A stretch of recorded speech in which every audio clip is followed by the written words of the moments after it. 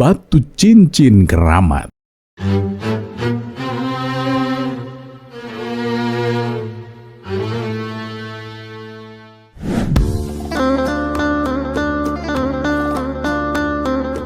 Assalamualaikum warahmatullahi wabarakatuh. Semoga semua kebaikan terlimpah kepada kita semua. Amin ya rabbal alamin. Bagaimana jadinya jika seorang yang berniat mencari untung besar justru terjebak oleh ucapannya sendiri? Dalam kisah ini, keserakahan dan kelicikan berhadapan dengan kecerdikan Abu Nawas yang tak pernah kehabisan akal. Siapa yang akhirnya tertawa paling akhir? Simak sampai selesai. Pada suatu hari, Tuan Hamid ingin menjual sebuah batu cincin yang indah. Batu cincin tersebut sangat langka dan berharga. Oleh sebab itulah, Tuan Hamid memasang harga yang cukup tinggi.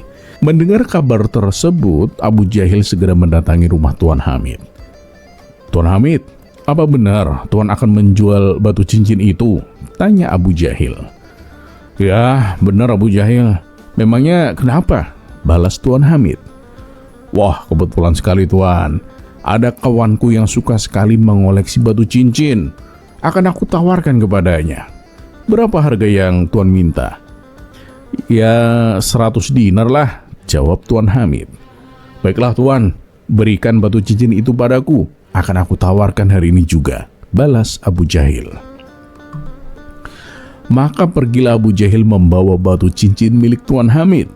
Ternyata orang yang hendak ia datangi adalah Abu Nawas.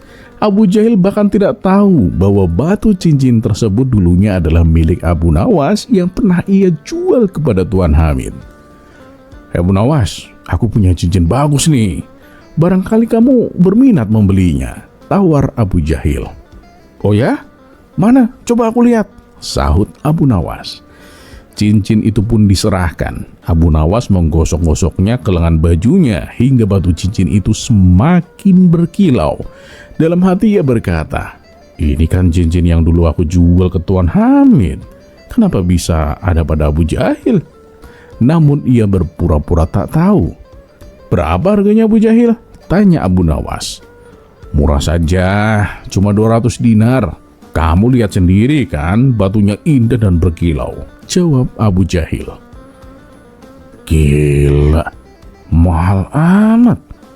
Aku saja dulu paling menjualnya 50 dinar, pikir Abu Nawas dalam hati. "Bagaimana Abu Nawas? Berapa harga yang kau tawar?" tanya Abu Jahil. Abu Nawas pun berkata, "Kalau kamu kasih 100 dinar, aku mau." Mendengar itu Abu Jahil pun segera membalas, "Waduh, belum dapat Abu Nawas. Tambah 50 lagi deh." "Ah, nggak maulah. Kalau kamu kasih 100 dinar aku mau. Kalau tidak ya sudah," ujar Abu Nawas dengan santai. "Baiklah, aku pikir-pikir dulu ya. Nanti aku kembali lagi," kata Abu Jahil lalu pergi meninggalkan rumah Abu Nawas. Ia pun langsung menemui Tuan Hamid. "Tuan Hamid, kawanku menawar 70 dinar. Bagaimana? Boleh atau tidak Tuan?" tanya Abu Jahil. "Ya sudahlah, berikan saja. Nanti kalau laku, aku beri kamu upah 5 dinar ya," balas Tuan Hamid. Seketika mata Abu Jahil pun berbinar-binar. "Asik, aku dapat uang 30 dinar, 25 dari selisih penjualan dan 5 dinar dari upah," batin Abu Jahil. Tanpa menunggu lama, Abu Jahil pun kembali menemui Abu Nawas. "Abu Nawas, ada kabar baik nih, karena kamu sahabatku. Untukmu 100 dinar saja deh," kata Abu Jahil. "Oh ya? Alhamdulillah. Syukurlah kalau begitu. Sini, mana uangnya?" balas Abu Nawas. "Lah, kok sini uangnya?" tanya Abu Jahil heran. "Makanya dengar baik-baik. Tadi kan aku bilang, kalau kamu kasih 100 dinar aku mau," jawab Abu Nawas. "Maksudnya bagaimana? Aku yang jual batu cincin ini. Kenapa aku justru yang harus memberimu uang? Seharusnya kan kamu yang membayar untuk membeli cincin ini," kata Abu Jahil semakin bingung. "Aku ulangi sekali lagi Abu Jahil," kata Abu Nawas dengan sabar. "Kamu kan menawari aku batu cincin. Lalu aku bilang, Kalau kamu kasih 100 dinar, aku mau. Dan aku tidak pernah bilang kalau aku mau membeli batu cincin itu. Abu Jahil pun langsung emosi. Oh, dasar sinting, percuma saja aku mendatangimu, gerutunya sambil pergi dengan kesal. Melihat hal itu, Abu Nawas pun tertawa terpinggal-pinggal.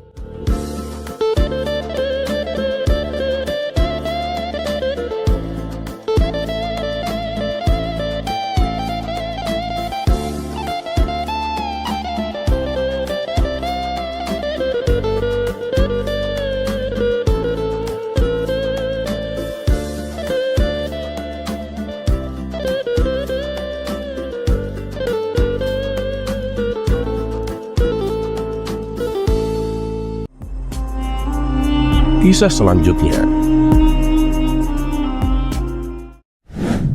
sosok istri iblis.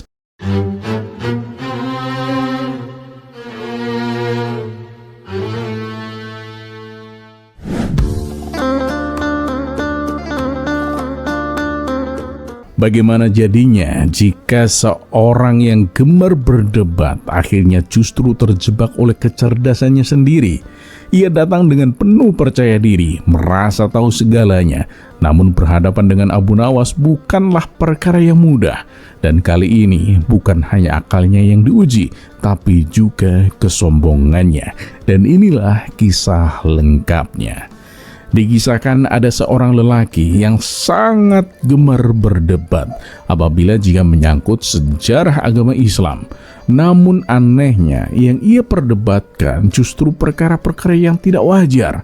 Misalnya, ia pernah bertanya lebih luas mana neraka atau surga. Pertanyaan-pertanyaan semacam itu membuat para ulama setempat kalang kabut dan tak mampu menjawabnya. Hingga pada suatu hari ketika Abu Nawas sedang berkumpul bersama kawan-kawannya, datanglah lelaki tersebut menghampiri. Kedatangannya kali ini untuk menantang Abu Nawas berdebat. Sebenarnya Abu Nawas mengagumi keilmuan lelaki itu. Namun sayang, kepintarannya bukan digunakan untuk syiar agama, melainkan hanya untuk mencari kemenangan dalam perdebatan. Setelah berada di hadapan Abu Nawas, lelaki itu pun membuka percakapan. "Wahai Abu Nawas, benarkah iblis itu punya banyak keturunan?" tanya si lelaki. "Ya, itu benar," jawab Abu Nawas. "Apa buktinya?" tanya si lelaki lagi. "Buktinya kan ada dalam Al-Quran, surat Al-Kahfi ayat 50, yang artinya pantaskah kamu menjadikan dia, yaitu iblis dan keturunannya sebagai pemimpin selain aku Allah?" jawab Abu Nawas dengan tenang. Lelaki itu kembali bertanya, "Lalu bagaimana dengan setan? Apa bedanya dengan iblis?" Beberapa ulama berpendapat bahwa setan itu adalah anak-anak iblis, hasil perkawinan dengan jin kafir, terang Abu Nawas. "Kalau begitu berarti iblis punya istri, benar demikian?" tanya lelaki itu lagi. "Oh iya, tentu saja," jawab Abu Nawas. "Nah, kalau iblis memang punya istri, siapa namanya?" desak lelaki itu.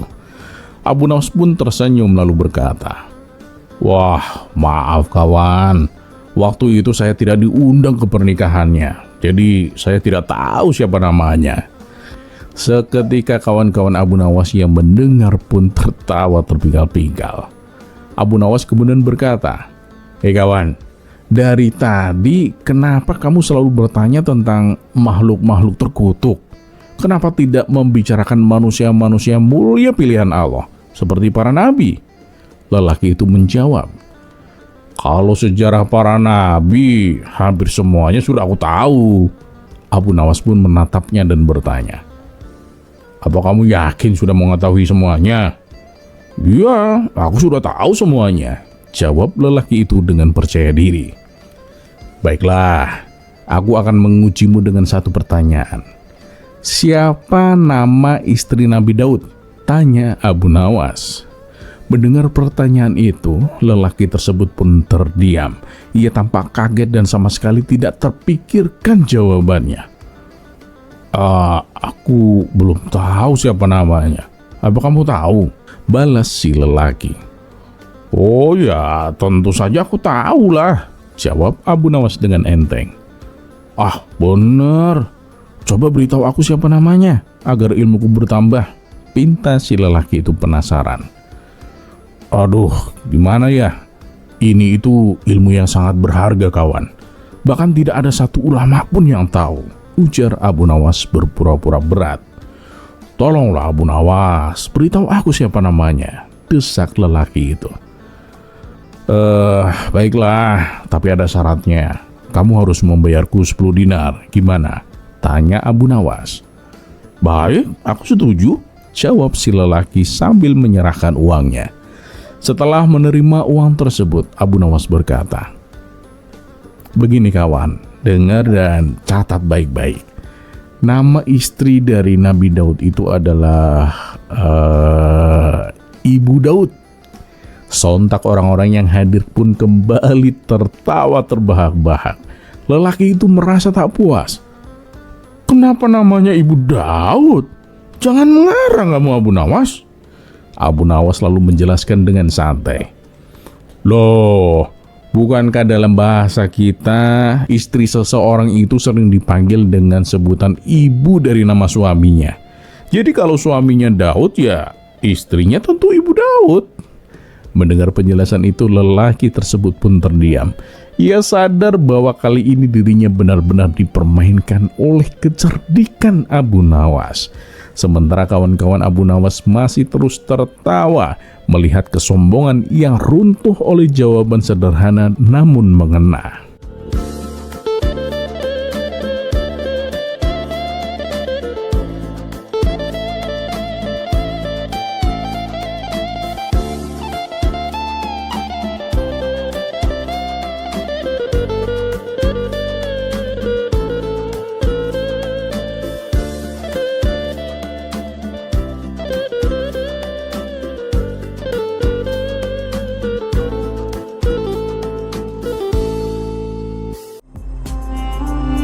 Kisah selanjutnya.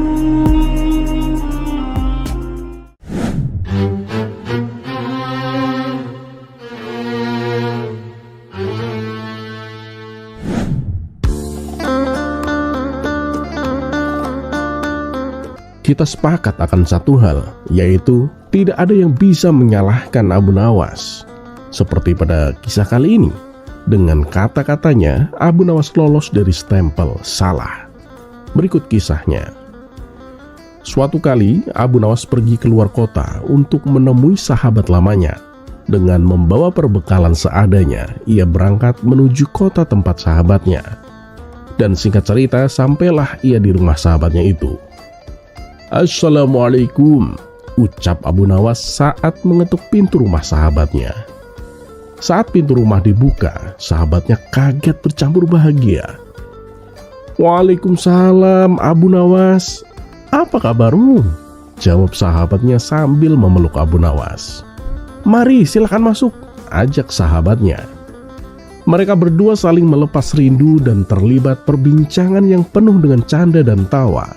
Setelah ngobrol ke sana kemari, terdengarlah suara azan asar. Kawan, aku numpang sholat di rumahmu ya, pinta Abu Nawas. Oh silakan Abu Nawas, tapi aku mau keluar sebentar ya untuk membeli makanan, balas sahabatnya. Abu Nawas lalu ke kamar mandi untuk berwudu. Tapi saat ia hendak melaksanakan sholat, Abu Nawas pun bingung ke arah mana arah kiblat. Mau bertanya kepada sahabatnya, tapi sahabatnya sedang keluar membeli makanan. Abu Nawas pun mencoba menunggu sahabatnya pulang. Tapi sudah lama ia menunggu, sahabatnya tak kunjung datang juga. Akhirnya Abu Nawas memutuskan sendiri kemana arah kiblatnya. Abu Nawas menggelar sajadahnya dan mulai menunaikan sholat. Tidak berapa lama, sahabatnya pun datang. Ia tertawa melihat Abu Nawas sholat menghadap arah kiblat yang salah. Setelah Abu Nawas selesai menunaikan sholat, sahabatnya berkata memberitahu. Ya Abu Nawas, arah kiblatnya bukan ke situ, tutur sahabatnya. Hah? Sholatku salah kiblat? Tanya Abu Nawas kaget. Iya Abu Nawas, salah kamu itu, kata sahabatnya sedikit meledek. Wah, Aku tuh gak pernah salah arah kiblat, kata Abu Nawas mencoba mengeles. Lah terus tadi itu apa? Kamu emang salah kiblat kok Abu Nawas, tutur sahabatnya. Bukan aku yang salah, tuh sajadahnya yang salah kiblat. Tegur saja sajadahnya, jangan aku, balas Abu Nawas.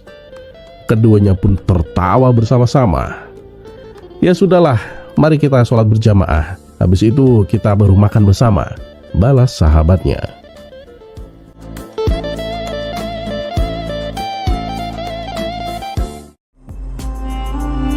Kisah selanjutnya.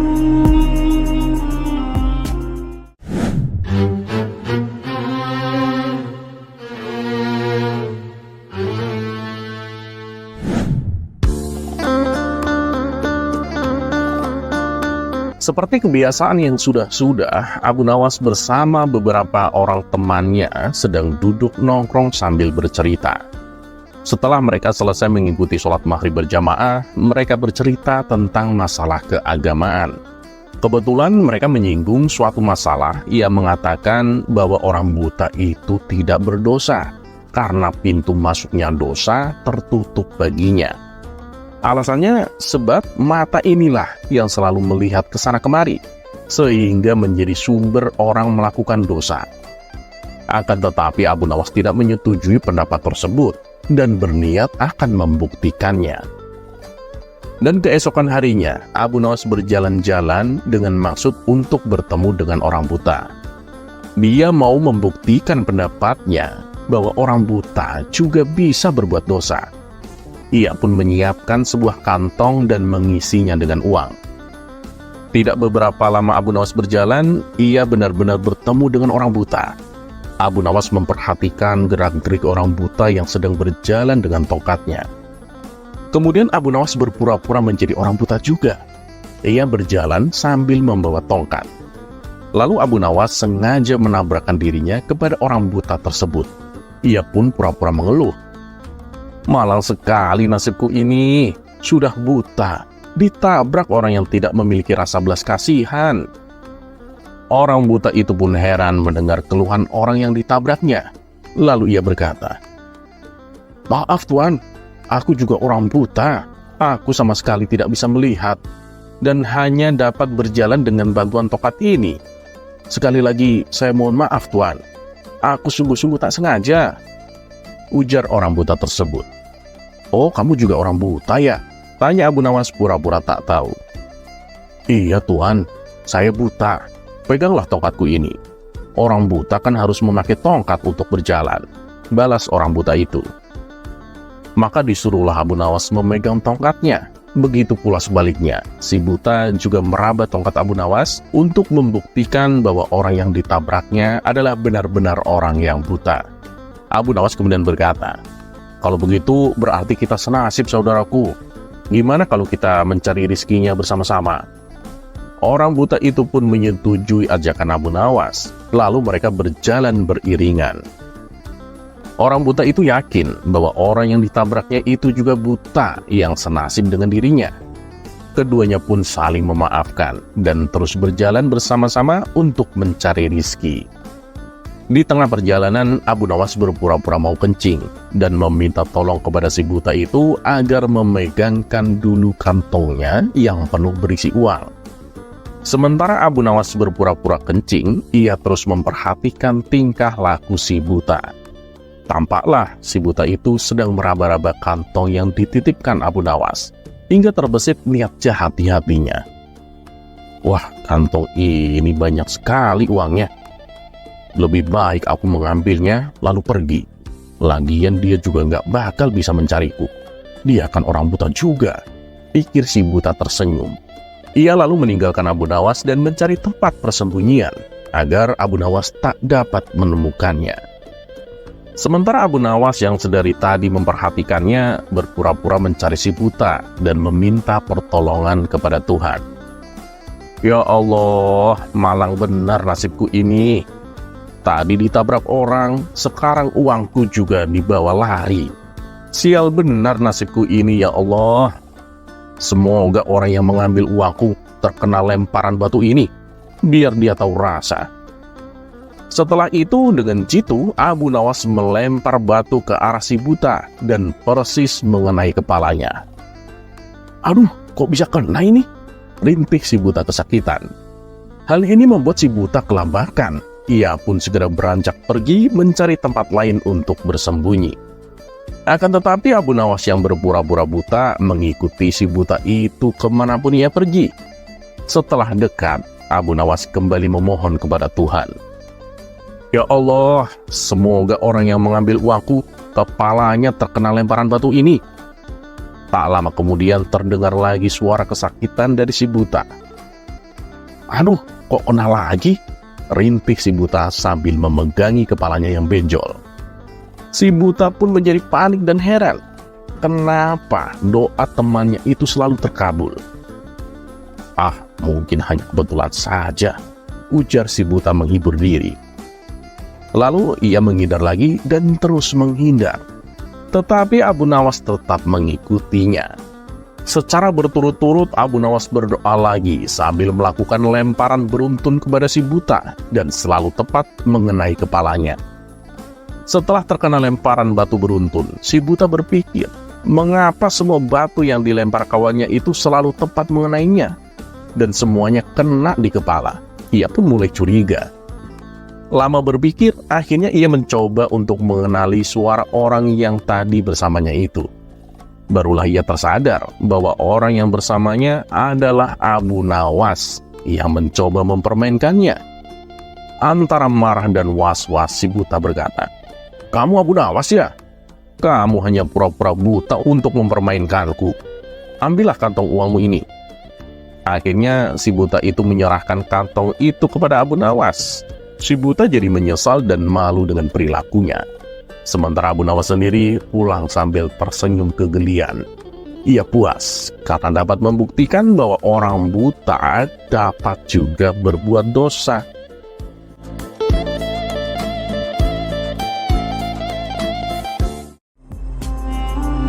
Kisah selanjutnya.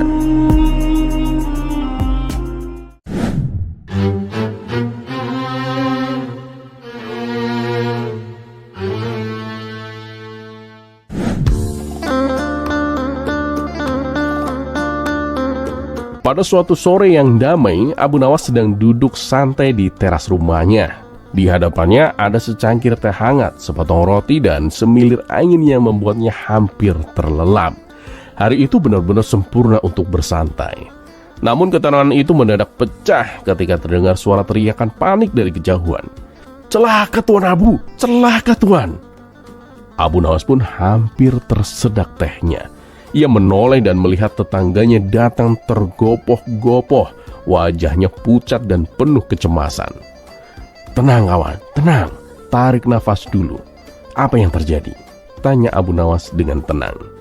Tetangganya mengusap keringat di dahinya dan berkata dengan suara gemetaran, "Keledaiku Tuan, keledaiku telah menanduk keledaimu Tuan Abu." Abu Nawas pun mengernyitkan dahinya. "Lalu bagaimana dengan keledaiku?" tanya Abu Nawas mulai penasaran. Dengan wajah penuh rasa bersalah, tetangganya pun menjawab, "Keledaimu mati mengenaskan Tuan Abu." Sejenak Abu Nawas terdiam, mencoba mencerna kabar buruk itu. Lalu dengan nada tegas ia pun berkata, "Kalau begitu, seseorang harus bertanggung jawab. Kamu harus mengganti rugi atas perbuatan keledaimu." Mendengar itu, wajah tetangganya pun langsung pucat. "Waduh, maafkan aku Tuan Abu, aku tadi salah bicara," katanya tergagap. "Maksudku sebenarnya keledaimu yang menanduk keledaiku Tuan Abu, dan sekarang keledaikulah yang mati mengenaskan." Abu Nawas pun menghela nafas panjang, lalu dengan santai berkata, "Oh, kalau begitu itu juga kesalahanmu." Tetangganya pun melongo. "Apa? Kenapa aku yang selalu bersalah Tuan Abu?" protesnya. Abu Nawas pun tersenyum tipis. "Karena kamu tidak mengajari keledaimu bagaimana cara berkelahi." Tetangganya pun hanya bisa menepuk dahinya, sementara Abu Nawas kembali menyeruput tehnya dengan santai. Tetangganya merasa tidak puas dengan jawaban Abu Nawas. "Tunggu dulu Tuan Abu, ini tidak adil. Keledaimu yang menyerang duluan Tuan Abu. Seharusnya kamulah yang mengganti rugi." Abu Nawas pun mengangkat alisnya. "Oh, kalau begitu kenapa keledaimu tidak menghindar? Tetangganya pun semakin kesal. Ya, jelas karena dia tidak menyangka akan ditanduk Tuan Abu. Abu Nawas pun mengangguk pelan. Nah, itu berarti keledaimu kurang waspada. Seharusnya kamu melatihnya untuk sigap dalam situasi berbahaya. Tetangganya pun semakin bingung. Apa hubungannya itu dengan aku, Tuan Abu? Abu Nawas pun menepuk bahu tetangganya dengan lembut. Begini kawan, jika seseorang membiarkan anaknya tumbuh tanpa bekal ilmu dan keterampilan, lalu anak itu mendapatkan masalah, siapa yang disalahkan? Tetangganya pun berpikir sejenak. Ya, pasti orang tuanya, Tuan, karena tidak mendidiknya dengan baik. Abu Nawas pun tersenyum. Nah, begitu pula dengan keledaimu. Jika ia tidak siap menghadapi serangan, itu bukan salah keledaiku, tapi salah pemiliknya yang tidak mengajarinya cara bertahan. Tetangganya pun menghela nafas dalam-dalam. Astagfirullah, aku datang ke sini untuk menuntut keadilan, malah aku yang dimarahi. Abu Nawas pun terkekeh. Aku tidak marah, aku hanya menjelaskan kenyataan. Dan keledaimu sudah pergi ke alam lain. Kamu hanya punya dua pilihan, menerima takdir atau melatih keledai baru agar tidak mudah ditanduk di masa depan. Tetangganya pun akhirnya pasrah. Baiklah, aku menyerah. Keledaiku memang kurang latihan. Abu Nawas pun tersenyum puas. Bagus. Nah, sekarang kamu mau teh? Tetangganya pun melirik cangkir yang ada di meja. Baiklah Tuan Abu, setidaknya biar aku bisa menenangkan diri. Keduanya pun duduk bersama, minum teh, dan sore itu pun kembali menjadi damai, meskipun satu keledai telah gugur dalam pertempuran.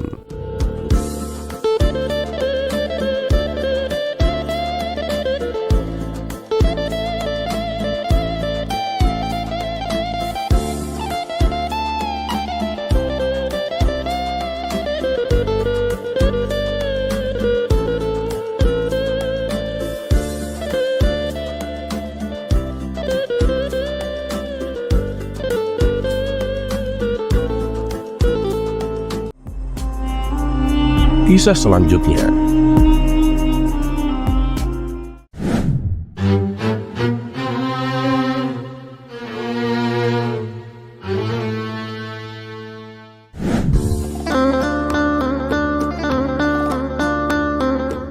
Pada suatu sore, Abu Jahil duduk termenung di bawah pohon sambil memandangi seekor kucing yang asik mengejar ekornya sendiri.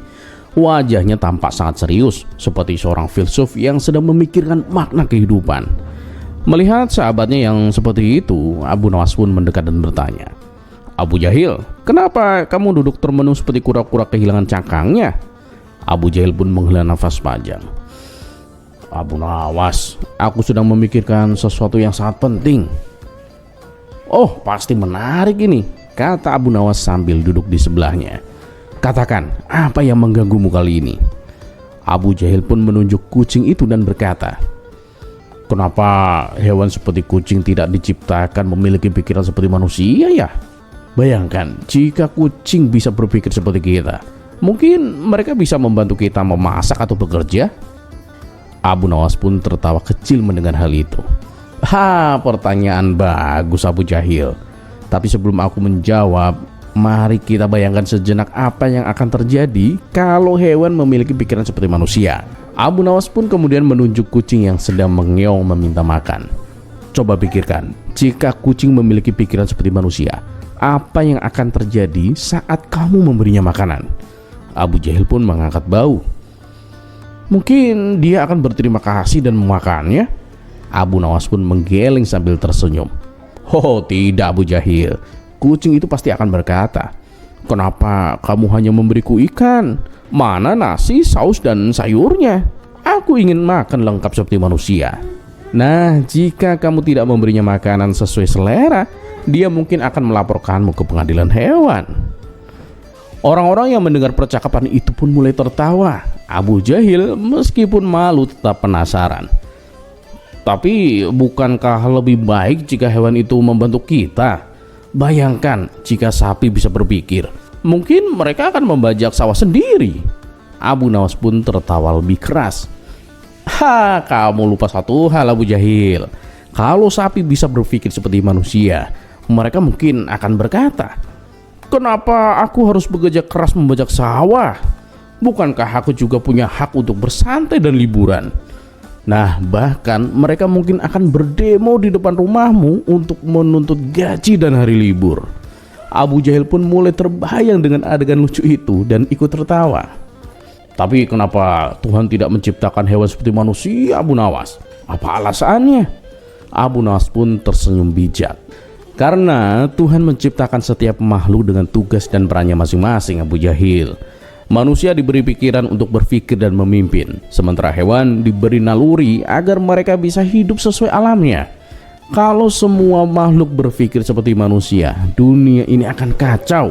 Bayangkan jika burung Raja Wali berhenti berburu dan berkata, aku mau jadi koki. Siapa yang akan menjaga keseimbangan alam ini? Abu Jahil pun mengangguk-ngangguk, akhirnya memahami. Jadi Tuhan menciptakan kita berbeda-beda agar kita bisa saling melengkapi ya. Tepat sekali Abu Jahil, kata Abu Nawas sambil menepuk pundaknya. Hewan dengan nalurinya, manusia dengan pikirannya. Jangan pernah meremehkan peran mereka, karena tanpa hewan kita juga tidak bisa hidup dengan nyaman. Abu Jahil pun tersenyum dan memandang kucing itu lagi.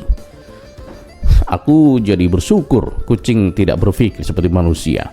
Kalau tidak, mungkin dia sudah memintaku untuk masak ikan bakar untuk makan malamnya. Mereka berdua pun tertawa terbahak-bahak, sementara kucing itu tetap mengejar ekornya, sama sekali tidak peduli dengan perdebatan manusia.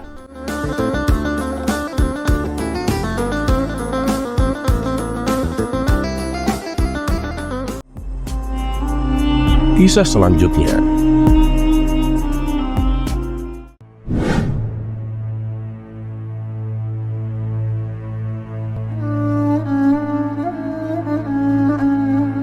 Salahuddin Al-Ayyubi memiliki kepribadian yang bijaksana dan tegas dalam setiap langkah kehidupannya. Sosok pemimpin atau raja yang sangat disegani oleh masyarakat, prajurit, dan para panglima perang ketika perang salib berkecamuk. Keberhasilannya dalam memimpin negara dan memimpin perang telah mampu memberikan sumbangsi dalam khasanah dunia Islam abad pertengahan. Namanya besar, harum, dan telah dikenal dan dikenang di dalam catatan sejarah Islam maupun sejarah Kristen. Kebijaksanaannya sebagai seorang raja telah diakui oleh para sejarawan dalam kisahnya. Pencapaian agungnya ketika ia telah berhasil menguasai Baitul Maqdis dari tangan kaum Kristen salib. Segenap kekuatan dan keyakinannya telah mampu menjadikan dirinya seorang panglima dalam medan perang. Perlindungan dan keadilan serta kecintaannya kepada agama Islam menjadikan Salahuddin Al-Ayyubi sebagai sosok yang selalu mengedepankan kemaslahatan integritas agama dan masyarakatnya. Salahuddin Al-Ayyubi mahir dalam ilmu dan strategi berperang. Ia sangat disegani oleh musuh yang dihadapinya. Bahkan ia sangat giat memerangi dan memberantas orang-orang yang memberontak dan yang tidak sepemahaman dengannya. Sosok Salahuddin Al-Ayyubi tidak hanya dikenali oleh rakyat Mesir saja. Di berbagai wilayah kekuasaannya, ia sangat dikenali sebagai seorang pemimpin yang mampu menjadi panutan rakyat dan para prajuritnya. Hingga pada saat kematiannya, banyak sekali orang yang merasa sangat kehilangan akan sosoknya. Salahuddin Al-Ayyubi berasal dari keturunan suku Kurdi wilayah Irak Utara. Ayah dan ibunya berasal dari Duain, daerah Azerbaijan. Ayahnya bernama Ayub Najmuddin, yang ketika itu menjabat sebagai pemimpin atau penguasa di Benteng Tikrit, sebuah kota di tepian sungai Tigris, sekitar 140 km di barat laut kota Baghdad. Salahuddin Al-Ayyubi yang memiliki nama asli Abul Muzaffar Yusuf bin Najmuddin Ayyub bin Sashi, yang bergelar Sultan Al-Malik An-Nasir, yaitu Raja Sang Penakluk. Ia lahir pada tahun 1137 Masehi di sebuah benteng Tikrit, tempat ayahnya menjabat sebagai pemimpin wilayah Tikrit. Salahuddin Al-Ayyubi yang memiliki garis keturunan dari seorang pemimpin besar dan suku yang terhormat, yaitu suku Rawadiyah dari kawasan Hazaniyah. Ayah Salahuddin, Najmuddin Ayyub, memiliki adik laki-laki yang bernama Asyuddin Sirkuh. Keduanya merupakan petinggi Tikrit dan selanjutnya mereka berdua mengabdi kepada Sultan Saljuk Muhammad Malik Shah. Kelahiran Salahuddin yang diramal ayahnya merupakan kelahiran yang tidak menguntungkan bagi keluarganya ketika itu.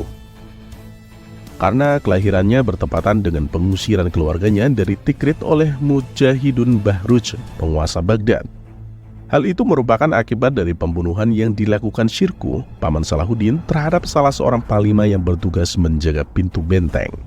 Pembunuhan tersebut karena dilatar belakangi oleh tindakan sang panglima yang telah melakukan tindakan asusila terhadap seorang wanita. Najmuddin Ayyub beserta keluarganya diberikan waktu 2 hari untuk segera meninggalkan benteng itu sebelum waktu petang. Namun ketika petang tiba, justru istri Najmuddin Ayyub sedang mengalami proses melahirkan anaknya, yaitu Salahuddin Al-Ayyubi. Salahuddin kecil pun lahir dengan sempurna, namun ayahnya terkesan tidak menyukai kelahirannya. Hal itu karena proses kelahirannya bertepatan dengan hilangnya kekuasaan atas posisi dirinya sebagai pemimpin Tikrit. Ia tidak percaya atas keberuntungan yang akan didapatkan dari Salahuddin kecil itu. Di tengah situasi tersebut, salah seorang pengikutnya mengatakan kepada Najmuddin Ayyub, "Tuanku, saya dapat menangkap perasaan sial dan pesimis Tuan terhadap bayi ini. Akan tetapi, dosa apakah gerangan yang telah dilakukannya? Karena alasan apa ia pantas mendapatkan perlakuan yang tidak mendatangkan manfaat dan tidak berguna sedikit pun bagi Tuan? Apa yang terjadi pada dirimu memang sudah ketentuan dari Allah dan takdirnya. Lagi pula, siapa tahu kelak bayi ini akan menjadi penguasa yang disegani dan mempunyai kedudukan terhormat. Semoga Allah menjadikan untuknya suatu kedudukan. Maka biarkanlah dia hidup karena dia masih bayi yang tidak memiliki dosa dan tidak mengetahui kesusahan dan kegelisahan yang engkau alami." Ayah Salahuddin telah sadar jika kelahiran Salahuddin itu tidak ada hubungannya dengan situasi yang dialami keluarganya pada saat itu. Pada saat proses persalinan telah selesai, keluarga Salahuddin bergegas keluar dari benteng pada malam hari. Entah kemana mereka akan tinggal, karena sudah tidak ada lagi wilayah yang menjadi tempat persinggahan untuk keberlanjutan hidup mereka. Pada suatu ketika, keluarga Salahuddin berada di sekitar wilayah Mosul atau Irak. Mereka berhenti untuk beristirahat sejenak. Dalam peristirahatannya, mereka bertemu dengan Imamuddin Zanki yang menjadi sultan di wilayah Mosul. Keluarga Salahuddin pun disambut baik oleh Imamuddin Zanki, karena Imamuddin Zanki, tidak melupakan kebaikan Najmuddin Ayyub terhadapnya karena telah menolong Imamuddin Zanki dari kejaran para tentara Baghdad. Akhirnya keluarga Salahuddin diizinkan untuk menetap dan tinggal di Mosul sampai Imamuddin Zanki memberikan jabatan kepada ayah dan paman Salahuddin sebagai Iqta atau wilayah kepemimpinan administratif. Keduanya pun bergabung dengan emir atau komandan di bawah kepemimpinan Zanki. Pada akhirnya keluarga Salahuddin hidup bersama Imamuddin Zanki. Keduanya, keluarga Zanki dan Salahuddin, terlihat aktif bekerja sama dalam membangun dan mengurus pemerintahan dinasti Zanki. Najmuddin Ayyub dan Syirkuh ikut terlibat dalam beberapa penaklukan wilayah yang telah dikuasai oleh pasukan Salib.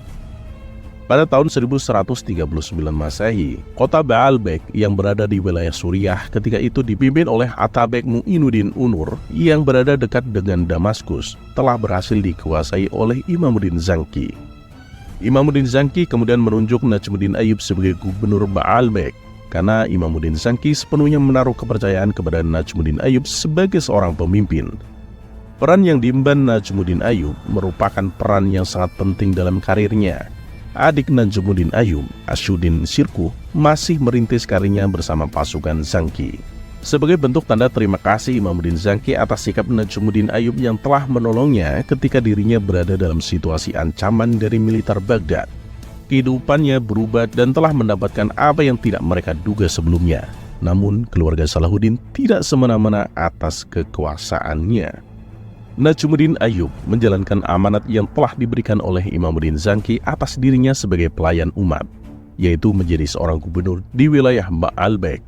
Apa yang sebelumnya terjadi ketika yang diharapkan oleh ayahnya telah pupus, karena telah mengalami nasib yang kurang baik bagi keluarganya saat keluar dari Tikrit. Kini kebaikan berada dalam keluarga Salahuddin setelah menetap di wilayah Mosul. Ketika kebahagiaan telah didapatkan oleh keluarga Salahuddin di Baalbek, adalah sebuah momentum yang paling baik bagi keberlangsungan hidup Salahuddin. Sebagai putra kerajaan, Salahuddin mendapatkan pendidikan yang baik yang ia peroleh selama di Baalbek atau Suriah.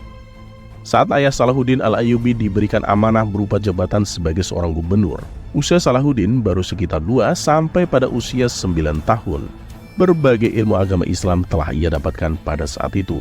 Hanya 9 tahun Salahuddin Al-Ayyubi menetap di Baalbek, kemudian mereka pindah ke Damaskus atas permintaan yang dilancarkan oleh pihak Damaskus Mu'inuddin Unur yang merupakan lawan dari Imanuddin Zangki. Pada akhirnya pasca kematian Imanuddin Zangki, atas Mu'inuddin Unur dan keluarga Zangki, Nuruddin Mahmud menjalin kerjasama untuk bersatu melawan invasi tentara Salib. Selama menetap di Suriah maupun pada saat di Damaskus, Salahuddin telah mendapatkan pendidikan yang setara dengan anak seorang penguasa. Salahuddin menghabiskan masa kanak-kanaknya di Baalbek. Ketika beranjak dewasa, ia pindah ke Damaskus. Ia selalu mendatangi tempat-tempat belajar untuk belajar membaca, menulis, dan menghafal Al-Quran, fikih, dan syair atau sastra. Ditambah lagi belajar kaidah bahasa dan dasar-dasar nahwu dari para ulama sebagaimana putra-putra raja. Salahuddin banyak menimba ilmu keagamaan dari berbagai ulama-ulama ahli dalam bidangnya. Baghdad merupakan wilayah pemerintahan pusat dari dinasti Abbasiyah. Sirkulasi ilmu pengetahuan bersumber di Baghdad pada saat itu dan menjadi pusat pendidikan. Tidak mengherankan jika pada saat Salahuddin tumbuh dewasa dan menjadi seorang pemimpin, dia menggunakan segenap ilmu pengetahuannya untuk mengatur dan menjalankan roda pemerintahan.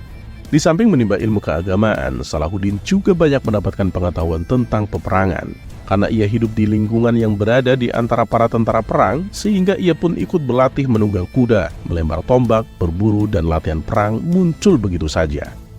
Dari situlah Salahuddin memiliki keahlian, kepandaian, dan kemampuan menyesuaikan diri terhadap lingkungan serta mampu belajar dan berlatih perang. Sifat yang ia miliki sangat jarang ada dalam diri seorang lainnya. Yang pasti perkembangan keilmuan Salahuddin merupakan hasil dari pendidikan ayahnya yang ahli di bidang agama. Keahlian perang dalam diri Salahuddin didapatkan dari pamannya yang merupakan seorang panglima militer. Itulah gambaran keluarga hingga pendidikan Salahuddin Al-Ayyubi yang menjadikan dirinya memiliki karakteristik sebagai seorang panglima perang yang cerdik, penunggang kuda yang terlatih, politikus andal, dan seorang yang berilmu. Karir Salahuddin Al-Ayyubi sebagai tentara dimulai ketika penunjukan atas dirinya sebagai wakil dari pamannya Asyuddin Shirkuh untuk menemaninya menuju Mesir atas perintah dari Nuruddin Mahmud. Nuruddin Mahmud telah mengirimkan bantuan pasukan kepada Mesir yang kala itu sedang terjadi kekacauan di dalam tubuh dinasti Fatimiyah karena tindakan para menteri yang berani memutuskan perkara tanpa meminta pendapat dan persetujuan khalifah, yang mengakibatkan ambisi para tentara Salib untuk mengadakan penyerangan terhadap Mesir agar bisa menguasainya. Berita mengenai kondisi yang dialami dinasti Fatimiyah terdengar oleh Nuruddin Mahmud dan juga rencana pasukan Salib untuk menguasai Mesir.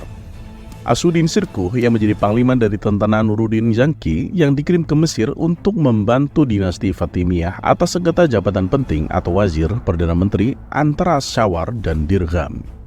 Ketika itu Salahuddin mengawal kemanapun pamannya pergi.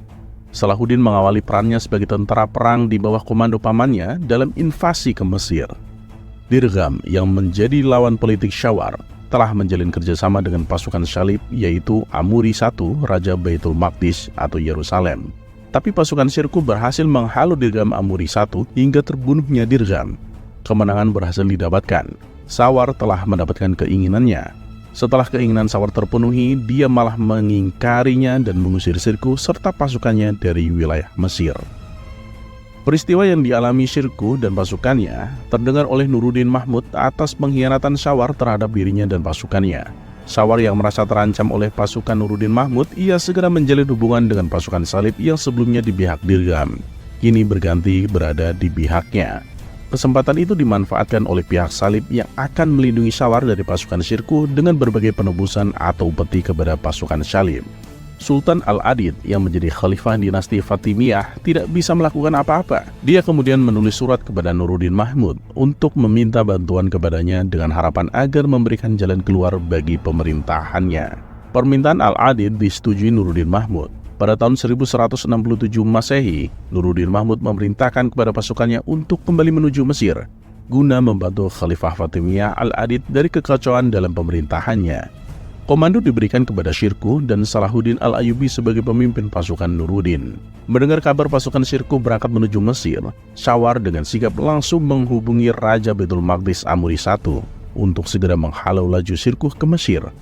Tetapi mereka, pasukan Salib, kalah cepat dari pasukan Muslim yang lebih dahulu mencapai Mesir dan menetap di Fustot selama 50 hari. Pada akhirnya kekalahan telah dirasakan oleh kedua pasukan gabungan Syawar Amuri I pada kali ketiganya dalam konfrontasi melawan pasukan Muslim di Mesir, hingga sebagian wilayah penting di Mesir berada dalam genggaman Nuruddin. Atas keberhasilannya itu, Syirkuh mendapatkan penghormatan oleh Khalifah Al-Adid yang simpati kepadanya.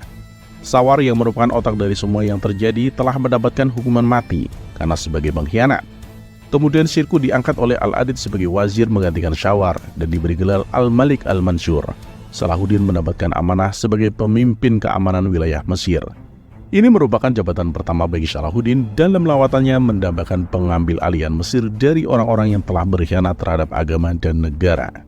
Pada 22 Maret 1169 Masehi, Syirkuh meninggal dunia. Hanya 2 bulan Syirkuh merasakan pencapaian karir terbaiknya selama hidupnya sebagai seorang wazir. Salahuddin Al-Ayyubi ditunjuk langsung oleh Khalifah Al-Adid untuk menggantikan posisi Syirkuh.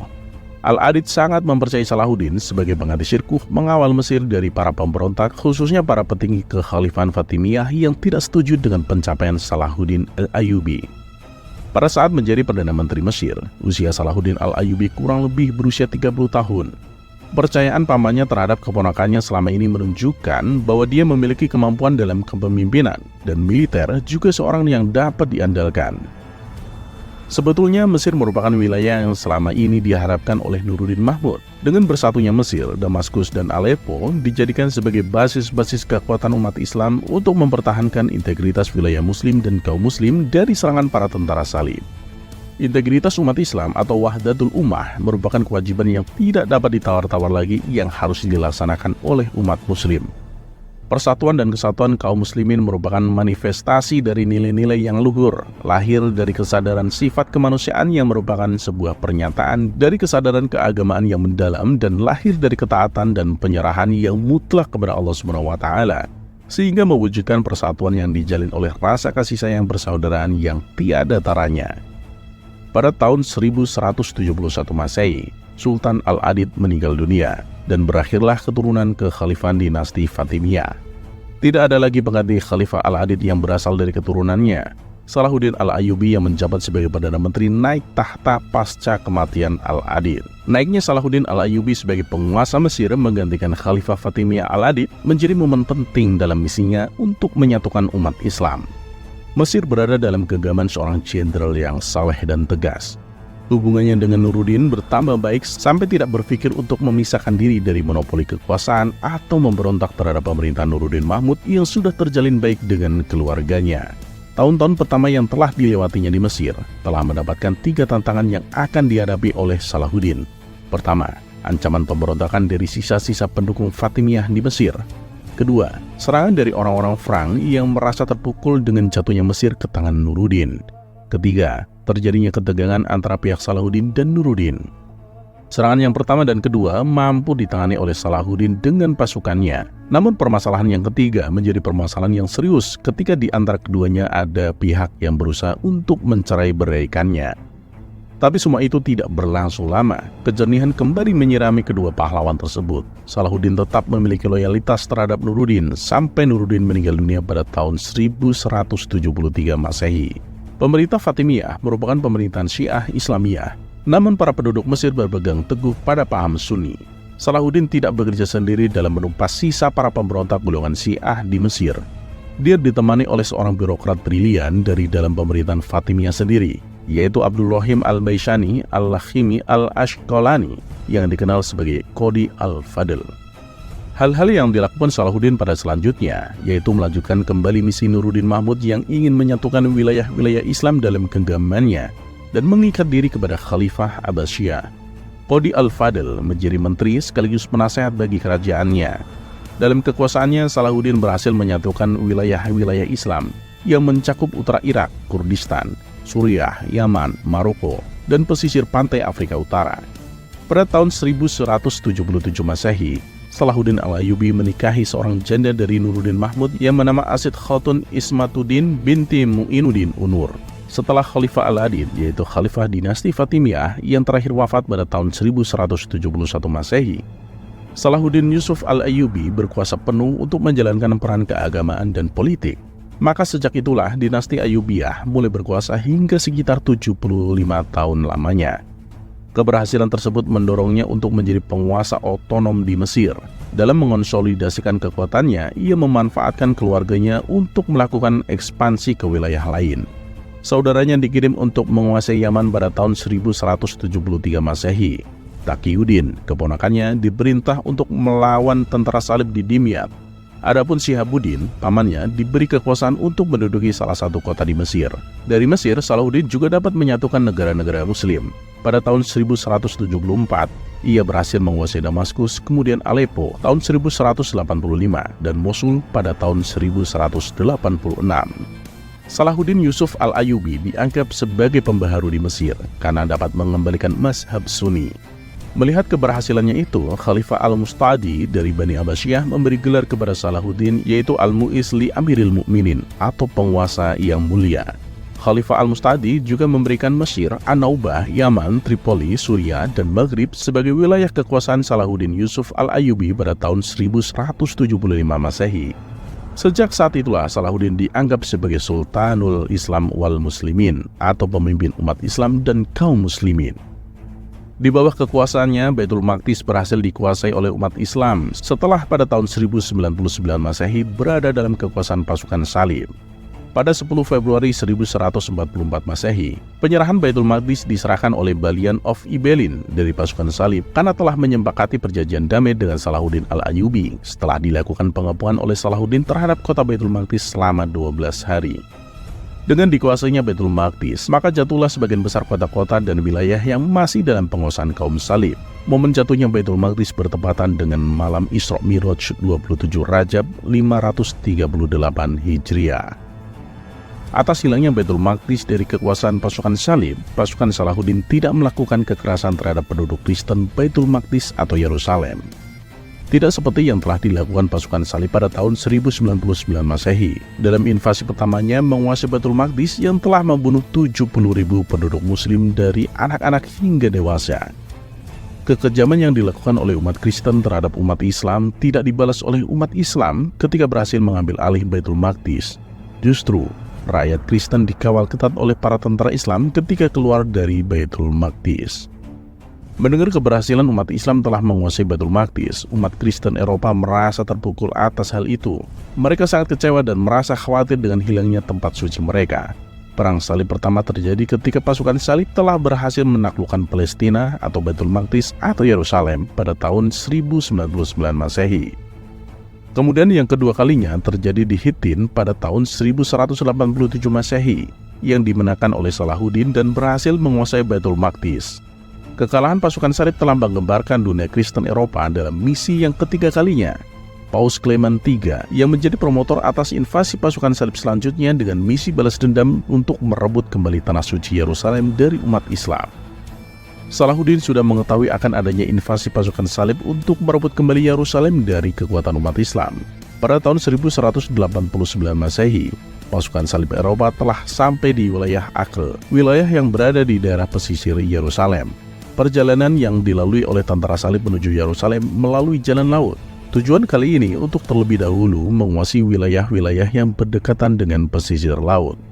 Karena dirasa sangat memungkinkan untuk mendapatkan kemenangan bagi pasukan salib Eropa jika wilayah yang berada di pesisir berhasil dikuasai. Acre, Askalon, hingga Baitul Maqdis atau Yerusalem menjadi target utama dalam misi ketiga ini. Acre berhasil dikuasai oleh pasukan salib Eropa ketiga setelah melakukan pengepungan terhadap wilayah Acre. Kemudian selanjutnya adalah wilayah perairan Askalon. Tapi sebelum menguasai Askalon, kedua belah pihak terlebih dahulu melakukan gencatan senjata. Karena perselisihan di antara raja Eropa yang berkenaan dengan status tahta kerajaan Yerusalem jika Yerusalem berhasil dikuasai kembali oleh pasukan salib. Banyaknya korban serta berbagai kesusahan yang mereka hadapi menjadikan masing-masing pihak bersikap lebih realistis. Diplomasi dan upaya perdamaian mulai berlangsung lebih sering. Dan pada akhirnya, dari pihak pasukan salib mengirim surat kepada Salahuddin Al-Ayyubi untuk melakukan perdamaian pada hari Selasa 1 September 1192 Masehi untuk gencatan senjata selama 3 tahun bagi kedua belah pihak. Pada perjanjian antara Salahuddin dan Richard atau Raja Inggris menyepakati perjanjian damai yang disebut dengan Sul al-Romlah, yang isinya disebutkan bahwa orang-orang Kristen yang pergi berziarah ke Baitul Maqdis tidak akan diganggu dan Baitul Maqdis tetap menjadi milik kaum muslim. Dengan demikian berakhirlah Perang Salib ketiga. Setelahnya orang-orang Kristen Eropa dengan bebas keluar masuk Baitul Maqdis untuk melaksanakan ziarah. Pada tahun 1193 Masehi, Salahuddin Al-Ayyubi wafat. Wilayah-wilayahnya diperintah oleh anggota keluarganya sendiri, kemudian dikenal dengan dinasti Ayyubiyah. Salahuddin Al-Ayyubi wafat setelah menyelesaikan semua misinya dengan sempurna. Umat Islam tenggelam dalam duka yang mendalam. Salahuddin Al-Ayyubi tidak meninggalkan sedikit pun harta kekayaan atau warisan. Hanya sehelai kain kafan dan nama baik dirinya dan umat Islam. Dalam diri setiap manusia memiliki kelebihan dan kekurangannya. Tidak ada satupun manusia yang hanya memiliki kelebihannya saja tanpa ada kekurangannya. Semua sudah merupakan kodrat dari Sang Pencipta. Tidak lepas dari seorang Salahuddin Al-Ayyubi pada saat dirinya menjadi seorang panglima perang, sampai akhirnya menjadi Perdana Menteri hingga menjadi raja di dalam kerajaannya. Keistimewaan merupakan suatu kelebihan yang dimiliki oleh setiap diri seseorang.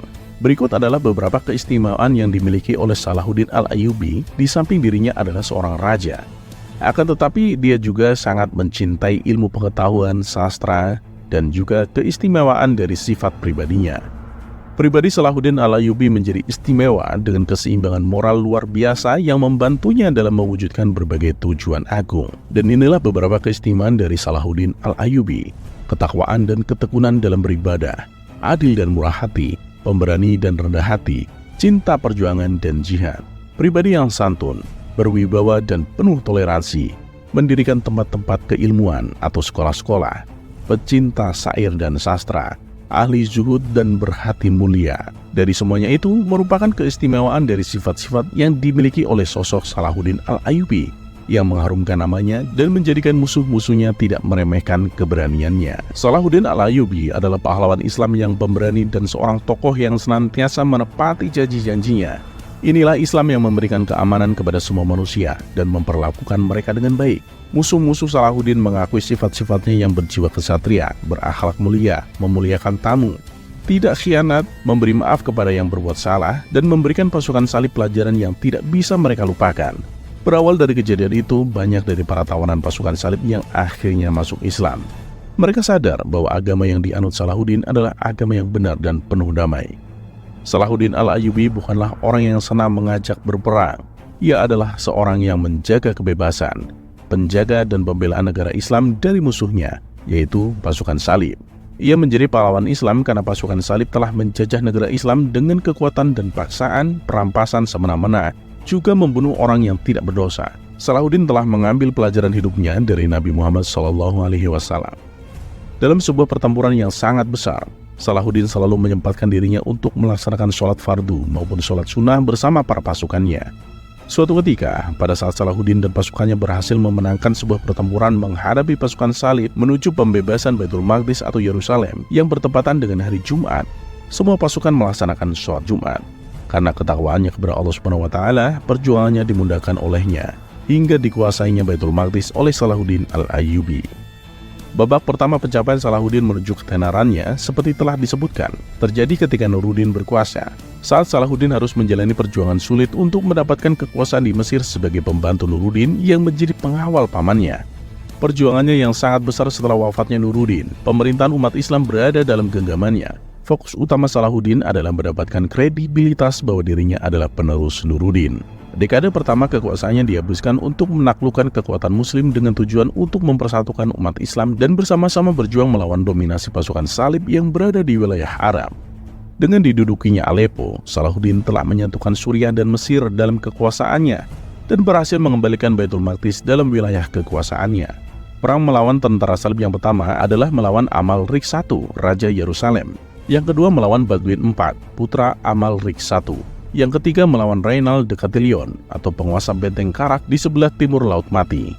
Yang keempat melawan Raja Badlin V, sehingga kota-kota seperti Tiberias, Nasirah, Samaria, Suwaida, Beirut, Batrun, Akra, Ramallah, Gaza, Hebron, dan Baitul Maqdis berhasil dikuasai oleh Salahuddin Yusuf Al-Ayyubi. Salahuddin Al-Ayyubi juga menaruh perhatiannya terhadap pemeliharaan pokok-pokok akidah Islam sesuai dengan mazhab Ahlussunnah wal Jamaah atau Sunni dan mengikuti pendekatan mazhab Asy'ari. Ia bersungguh-sungguh memerangi penyimpangan apapun darinya dan membasmi gejala-gejalanya. Dinasti Ayyubiyah telah memperluas penyebaran akidah Ahlus Sunnah wal Jamaah di Mesir dan segenap penjurunya.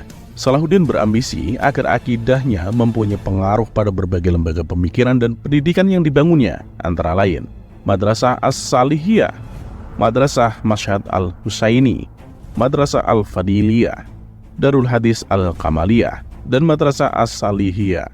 Upaya keluarga Ayyubiyun dalam membangun berbagai madrasah ini tidak hanya terbatas di Kairo saja, tetapi telah diperluas pula ke wilayah lain.